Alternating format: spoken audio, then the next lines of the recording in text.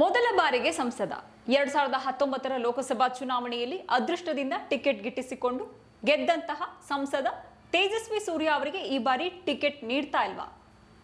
ಒಂದು ವೇಳೆ ಬೆಂಗಳೂರು ದಕ್ಷಿಣ ಲೋಕಸಭಾ ಕ್ಷೇತ್ರದಿಂದ ಈ ಬಾರಿ ಕೂಡ ತೇಜಸ್ವಿ ಸೂರ್ಯ ಅವರಿಗೆ ಟಿಕೆಟ್ ನೀಡಿದರೆ ಬಿಜೆಪಿ ಸೋಲುವ ಭೀತಿಯಲ್ಲಿದೆಯಾ? ಬದಲಾಗ್ತಾ ಇರುವ ಬಿಜೆಪಿಯ ಲೆಕ್ಕಾಚಾರದ ಪ್ರಕಾರ ಇದೀಗ 33 ವರ್ಷದ ಸಂಸದ ತೇಜಸ್ವಿ ಸೂರ್ಯ ಅವರಿಗೆ ಟಿಕೆಟ್ ಕೈತಪ್ಪಿದ್ರೂ ಕೂಡ ಆಶ್ಚರ್ಯ ಇಲ್ಲ. ಯಾಕಂದ್ರೆ ಇದೀಗ ಬಿಜೆಪಿ ಹೊಸ ಲೆಕ್ಕಾಚಾರದಲ್ಲಿದೆ.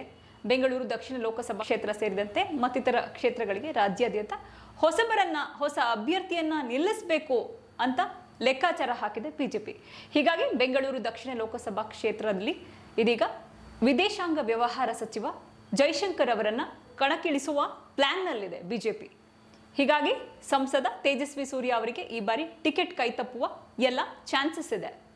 ಹಾಗಾದ್ರೆ ಬೆಂಗಳೂರು ದಕ್ಷಿಣ ಲೋಕಸಭಾ ಕ್ಷೇತ್ರ ಏನಿದೆ ಅದು ಬಿಜೆಪಿಯ ಭದ್ರಕೋಟೆ. ಹೀಗಾಗಿ ಇಲ್ಲಿ ಬಿಜೆಪಿಯ ಯಾವುದೇ ಅಭ್ಯರ್ಥಿಯನ್ನ ತಂದು ನಿಲ್ಲಿಸಿದ್ರು ಕೂಡ ಅವರು ಗೆಲ್ತಾರೆ ಅನ್ನೋ ಲೆಕ್ಕಾಚಾರದಲ್ಲಿ ಬಿಜೆಪಿ ಇದೆ.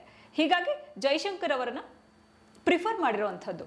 ಸಂಸದ ತೇಜಸ್ವಿ ಸೂರ್ಯ ಅವರಿಗೆ ಈ ಬಾರಿ ಬಿಜೆಪಿಯ ಟಿಕೆಟ್ ಕೈ ತಪ್ಪೋದಕ್ಕೆ ಮತ್ತೊಂದು ಕಾರಣ ಇದೆ. ಅದೇ ಯಡಿಯೂರಪ್ಪನವರಿಂದಾಗಿ. ಯಡಿಯೂರಪ್ಪನವರು ಅನಂತ್ ಕುಮಾರ್ ಅವರ ಪತ್ನಿ ತೇಜಸ್ವಿನಿ ಅನಂತ್ ಕುಮಾರ್ ಅವರಿಗೆ ಬೆಂಗಳೂರು ದಕ್ಷಿಣ ಲೋಕಸಭಾ ಕ್ಷೇತ್ರದ ಟಿಕೆಟ್ ಕೊಡಬೇಕು ಅಂತ ವಕಾಲತ್ತು ವಹಿಸಿದ್ದಾರೆ. ಅವ್ರ ಬಗ್ಗೆ ಲಾಬಿ ನಡೆಸಿದ್ದಾರೆ ಅವ್ರ ಪರ, ತೇಜಸ್ವಿನಿ ಅನಂತ್ ಕುಮಾರ್ ಅವರ ಪರ.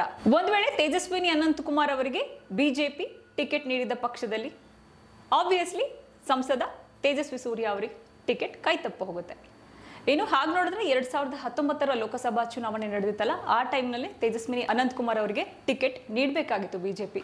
ಆದರೆ ತೇಜಸ್ವಿ ಸೂರ್ಯ ಅವರು ಲಾಭಿ ನಡೆಸಿ ತಮ್ಮ ಪ್ರಭಾವ ಬಳಸಿ ಆ ಟಿಕೆಟ್ ಅನ್ನ ಲಕ್ ಬೈ ಚಾನ್ಸ್ ಅನ್ನೋ ರೀತಿಯಲ್ಲಿ ಗಿಟ್ಟಿಸ್ಕೊಂಡಿದ್ರು. ಅದಮ್ಯ ಚೇತನ ಟ್ರಸ್ಟ್ ಮೂಲಕ ಸಾಕಷ್ಟು ಸಮಾಜಮುಖಿ ಕೆಲಸಗಳನ್ನ ತೇಜಸ್ವಿನಿ ಅನಂತ್ ಕುಮಾರ್ ಅವರು ಮಾಡ್ತಾ ಇದ್ದಾರೆ. ಹೀಗಾಗಿ ಅವರ ವರ್ಚಸ್ಸು ಕೂಡ ಇದೀಗ ಬಿಲ್ಡ್ ಆಗಿದೆ. ಹೀಗಾಗಿ ಈ ಬಾರಿಯ ಲೋಕಸಭಾ ಚುನಾವಣೆಯಲ್ಲಿ ಬಿಜೆಪಿ ಬೆಂಗಳೂರು ದಕ್ಷಿಣ ಲೋಕಸಭಾ ಕ್ಷೇತ್ರದಿಂದ ಅವರಿಗೆ ಟಿಕೆಟ್ ಕೊಡುವ ಸಾಧ್ಯತೆ ದಟ್ಟವಾಗಿದೆ. ಇನ್ನು 2023ರ ವಿಧಾನಸಭಾ ಚುನಾವಣೆಯಲ್ಲಿ ತೇಜಸ್ವಿನಿ ಅನಂತ್ ಕುಮಾರ್ ಅವರಿಗೆ ಬಸವನಗುಡಿಯಿಂದ ಟಿಕೆಟ್ ನೀಡಬೇಕು ಅಂತ ಉದ್ದೇಶಿಸಲಾಗಿತ್ತು ಬಿಜೆಪಿ. ಆದರೆ ಕಡೆ ಮೂಮೆಂಟ್ ನಲ್ಲಿ ರವಿ ಸುಬ್ರಹ್ಮಣ್ಯ ಅವರಿಗೆ ಅಗೇನ್ ಟಿಕೆಟ್ ಕೊಟ್ಟಿತ್ತು.